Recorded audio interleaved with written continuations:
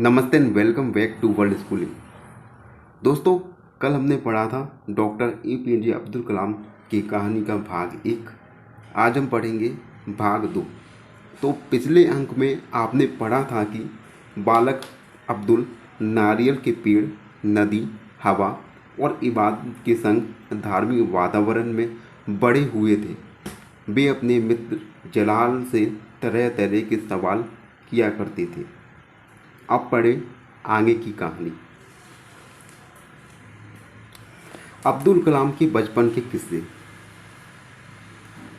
तुम कितने सवाल करते हो अब्दुल? एक दिन खुद जान जाओगे अब्दुल। सीखने के लिए बहुत कुछ है। कलाम जी कहते हैं, कहाँ पर? इस छोटे से द्वीप से बाहर की दुनिया में एक दिन तुम पंख फैलाकर यहाँ से उड़ जाओगे। इस पर अब्दुल कलाम कहते हैं, तुम तो यहीं हो जलाल, तुम क्यों नहीं गए? जलाल कहता है, मेरे हालात अलग हैं। मेरे माता पिता मुझे ज़्यादा नहीं पढ़ा पाए, लेकिन मैंने सीखना बंद नहीं किया। मैं हमेशा कुछ ना कुछ सीखता रहता हूँ। वह रहा शमसुद्दीन। शमसुद्दीन कहता है, अरे जलाल, क्या कर रही हो? और ये छोटे मियाँ यहाँ। शमसुद्दीन उनका रिश्तेदार था और वह अखबार बांटने वाला नगर का एकमात्र युवा था। अब ये सभी एक दूसरे के अच्छे दोस्त बन गए थे। लो आज का अखबार पकड़ो। जलाल और शमसुद्दीन अखबार पढ़ते थे और उस पर चर्चा करते हुए समय बिताया करते थे, जबकि अब्दुल उनकी बातें सुनते थे और अखबार में प्रकाशित तस्वीरें भी देखते थे। जलाल मेरा पड़ोसी साईं राम अपनी नौकरी के लिए तुमसे एक आवेदन पत्र लिखवाना चाहता है, क्या लिखोगे? जलाल कहता है, ठीक है, दो मुझे। और आप देखेंगे यहाँ पे अब्दुल कलाम जी अखबार को पढ़ रहे हैं।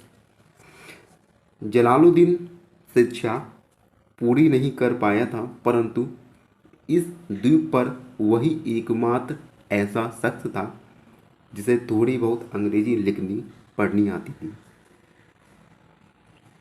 लोग जलाल की कितनी इज्जत करते हैं। एक दिन मैं भी उनके जैसा बनूंगा, अब्दुल कलाम ने ऐसा सोचा।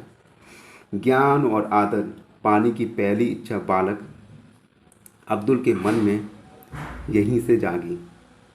जल्द ही आखिरकार मेरी बड़ी और सुंदर नाव बन ही गई। अब्दुल कलाम के पिताजी बोलते हैं, नाव बन चुकी थी, परंतु अब भी अब्दुल और जलाल एक दूसरे के साथ बिताते थे। जलाल, आज मेरी मदद करने के लिए बहुत बहुत शुक्रिया। अब्दुल, तुम किससे बात कर रहे हो? जलाल, उनसे जो अंदर हैं। जब भी कहता हूँ वे मेरी मदद करते हैं। भगवान? तो तुम भगवान से बात करते हो? ये था अब्दुल कलाम की स्टोरी का दूसरा भाग। कल हम पढ़ेंगे कि बचपन से ही बालक अब्दुल के मन में यह बात घर कर गई थी, ईश्वर एक है और वो सभी पर समान रूप से कृपा करते हैं। यही वजह है कि उनके मन में सर्वधर्म समभाव की भावना बचपन से ही थी और वे सभी उपासना पद्धतियों का दिल से सम्मान करते थे। आई होप सभी को वीडियो पसंद आए हो और हमारे चैनल को लाइक, सब्सक्राइब, शेयर करना ना भूलें।